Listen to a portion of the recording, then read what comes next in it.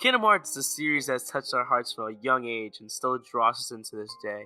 As much as we love Kingdom Hearts, we still at times find it hard to describe to people what makes us love it so much in words.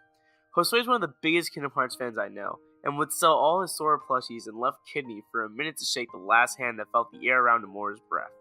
I feel like if anyone would know what's best to bring up for positives with KH, it would definitely be him. What an introduction. Okay, so I want to say off the bat that the use of Disney in Kingdom Hearts has really made this series accessible to so many different generations of people. The only reason I got hooked on Kingdom Hearts was because I sat on the floor of the hallway of my brother's house. Don't ask, it's weird.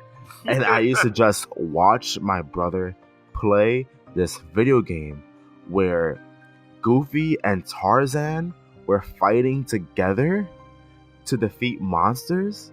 And then I see Donald Duck and everyone, Aladdin and Ariel and Peter Pan and Simba come out of nowhere to help fight the fight.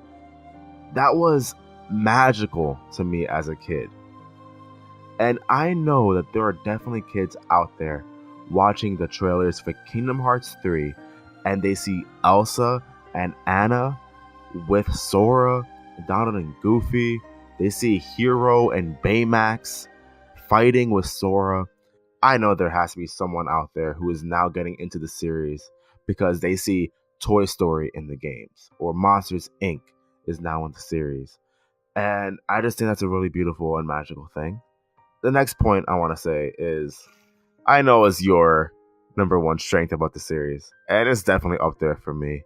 We both know it's the music of the games. Yo, it goes so hard. It's the best soundtrack in any game series. Don't at me. Really? You would say this is as good as Zelda? Yo, listen. I have played every Zelda game. I know every single Zelda track. You played, I named it. But no song has made me cry as much as Dearly Beloved. That's a fact.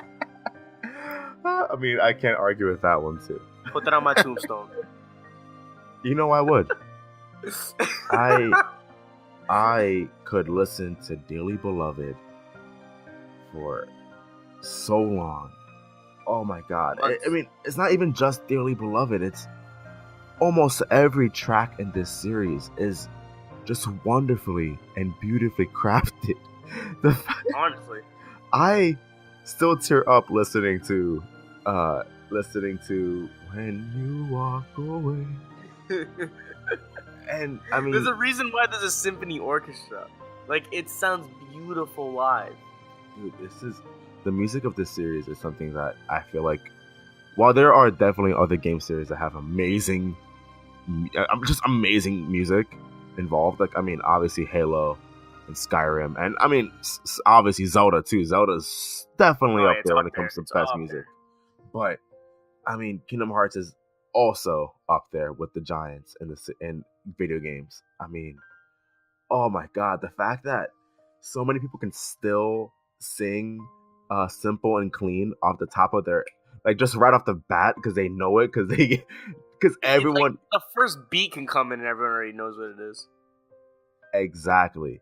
I mean, I don't think that goes that rings as true with Sanctuary from Kingdom Hearts 2, but Sanctuary also just wow. Oh. Sanctuary kind of hits me harder than Simple and Clean at times, to be honest. Yes, it actually... It really puts me back in flashbacks of when I was a younger age. Exactly. And Don't Think Twice and Face My Fears, I feel like, are definitely worthy successors to those two songs. Oh, no, yeah. In 10 years, people are going to look back and be like, man, those songs slapped. Every song just was emotional and impactful. And, oh, my God, I love this game. But I'm going to keep on moving forward.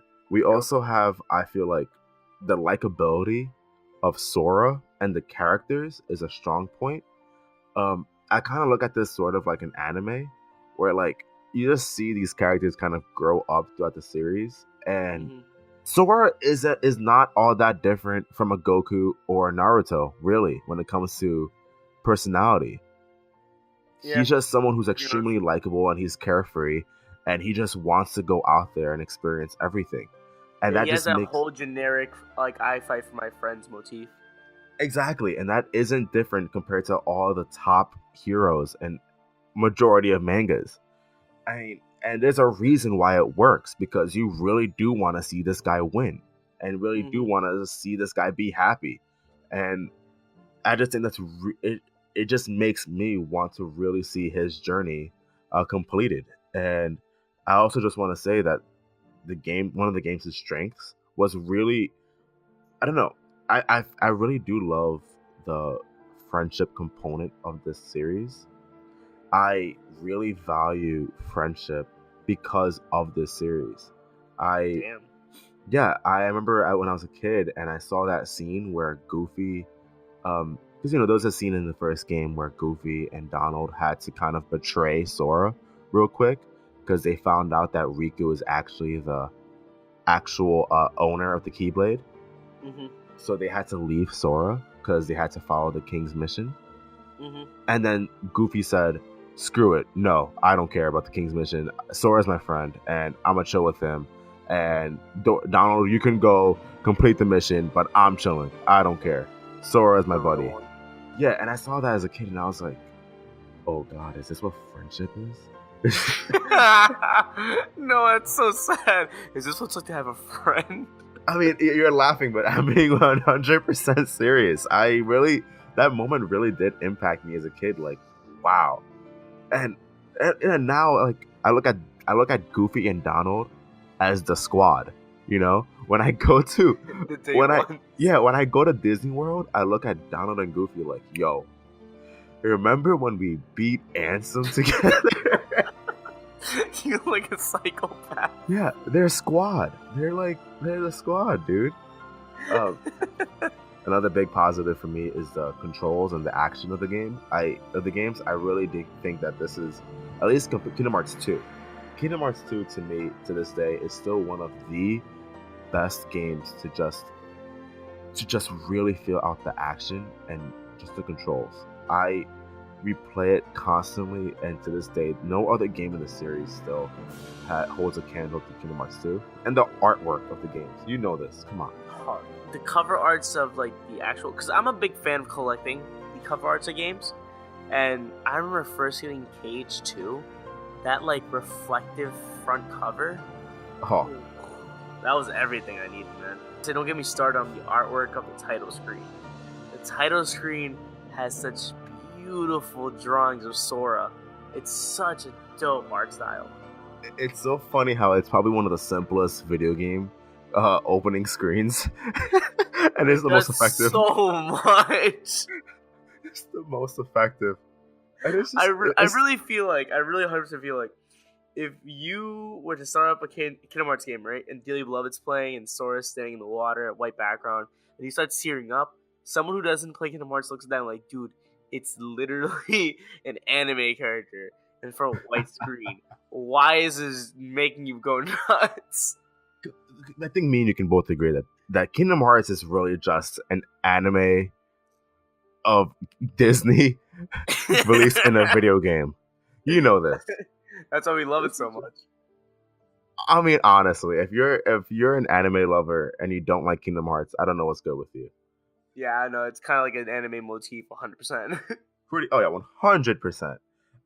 But next positive is voice acting. You know these games have probably some of the best voice acting in video games. Donald Duck #1, baby. Oh God, yes. No, dude, like when I look at other video games that have voice acting, I mean, obviously there's a ton that are amazing. For some reason, I don't know why this is coming to the top of my head, but God of War 2018 was just phenomenal with voice acting. But the fact that Kingdom Hearts is able, for the most part, to get the talent of these movies back for the game, oh come on, dude. No, yeah, it's dope to see like Hades is actually played by the person who would voice 80. Like, it doesn't sound like someone kind of like try to make a Hades voice. It sounds like his actual voice. Exactly. And like everyone sounds like they're supposed to sound. No one sounds out of place.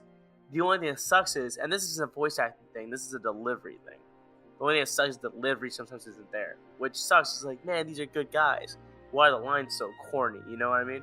Yeah, of course. Kind of a separate issue. Yeah, that's never the actual voice actor's fault.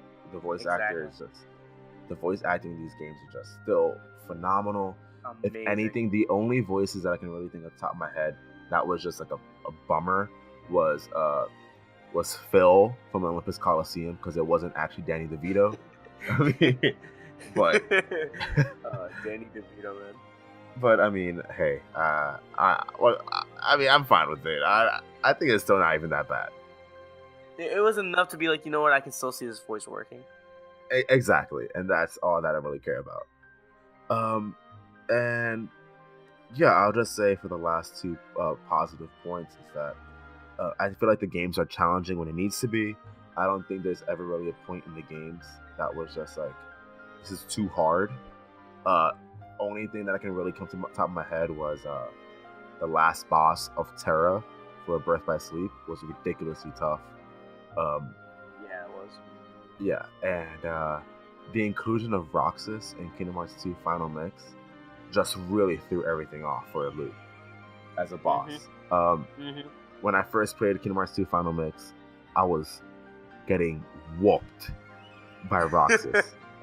Like, it's not even remotely funny how bad it was. But it also felt really good when I beat him, so I can say is amazing. Really, I think really good post-game content for the most part in these games. I think there's still a lot to do when you beat the game, when you beat the last boss. And I love how throughout the entire series so far, how varied the worlds are in terms of representation. Like, off the top of my head, I feel like they Kingdom Hearts is able to hit majority of the big Disney properties, so that you can really get to experience and be in those worlds. Lion King has a world, Mulan has a world, Beauty and the Beast has a world, Cinderella, Sleeping Beauty, they all have worlds. And yeah, they're not too selective, so you're saying like they really touch on the big ones. Yeah. I mean, I don't even know what they missed. The only real worlds that I feel like are missing is the rest of Pixar. But Cars. Even then, that's not even. Even then, I mean, that's not even Disney. That's Disney literally like being nice and like, yo, you can use Toy Story and Monsters Inc. To make this game even better. But like, that's not even Disney. Like, I don't know. Off the top of my head, I feel like the only representation that we're really missing is, I don't know, Pocahontas.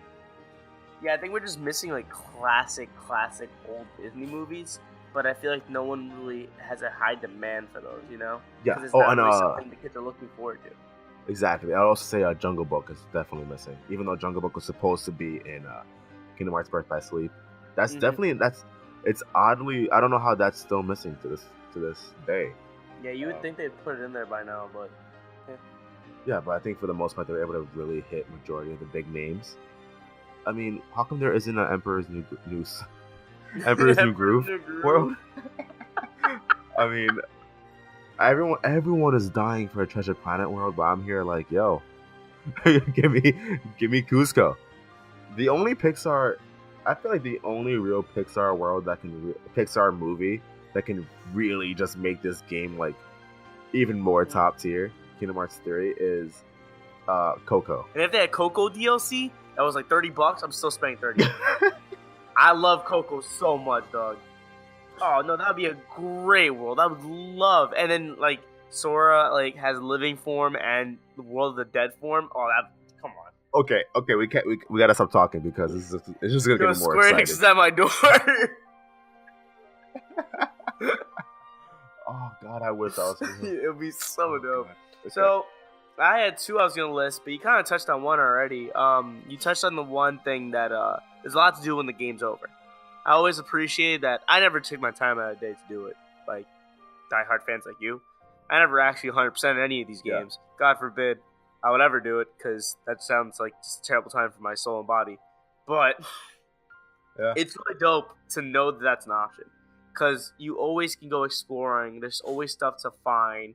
It never feels like when the game's over that there's really nothing left to do. And the second thing I want to point out And this is, aside the music will always be my number one thing. This is a very, very close number one. It's right below it. Just the intro stage of Kingdom Hearts 2. Listen. Of The intro Roxas? stage to Kingdom Hearts 2, yes. The whole Roxas thing is one of the greatest intro stages any game has ever pulled off in the history of gaming. Listen to this genius right here. I'm Square so Enix happy. gave us Kingdom Hearts 1, and they gave us Chain of Memories. Me, as a kid, played both of those, and then I played Kingdom Hearts 2. I played both of those, right? I'm so used to Sora. No one knows who the heck this Roxas is. People have been looking for this game for a while now. This game drops, you put it in, you turn it on, right? You didn't check the internet at all. All your friends got this game too at the same time. That loading screen pops up, and the game begins with one of the greatest openings I've ever seen in any Kingdom Hearts series. Sanctuary is a great song. You see, like, this whole Sora recap from Kingdom Hearts 1 Chain of Memories. And then right at the end, this blonde boy appears below Sora on the beach and goes right down into Dive into the Heart? Dive of the Heart? Which one is Dive it? to the Heart. Dive to the Heart. Dive to the Heart. And you see this, like, the floor he lands on is a window panel kind of art of Sora. So you're like, I'm seeing Sora, but now I'm not playing as him. What is this? You don't get told who this character is. You're just him.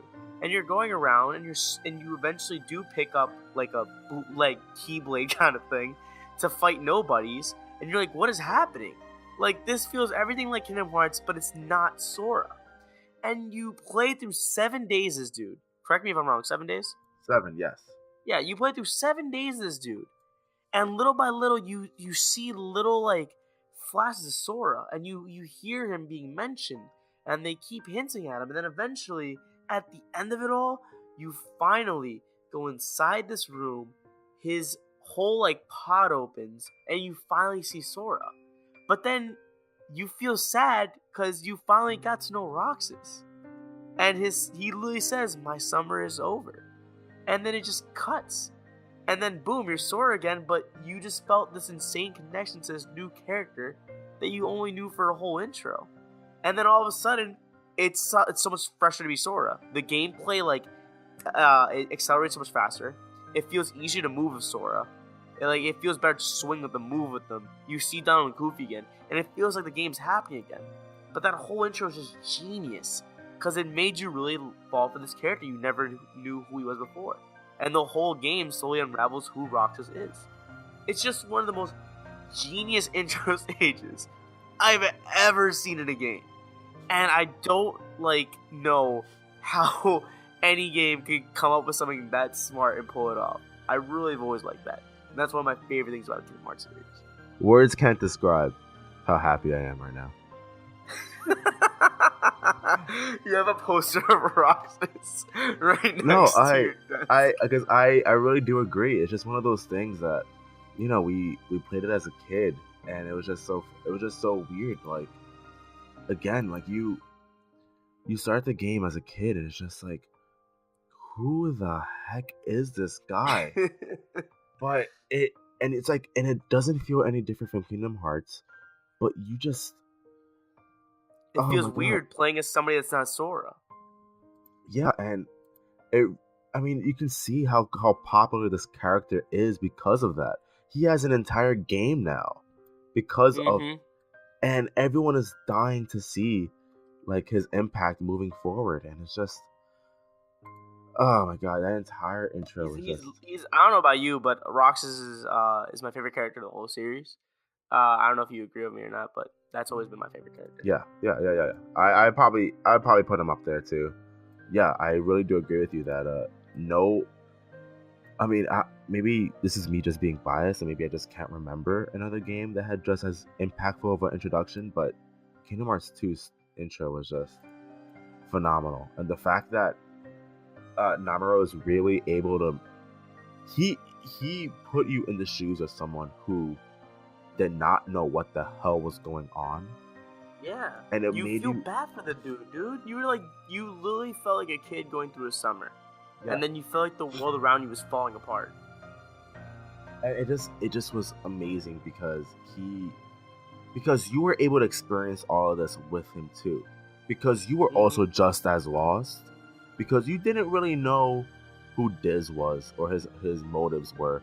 You didn't Oh, know absolutely not. you didn't know that Riku was a part of this the entire time until the end of the game.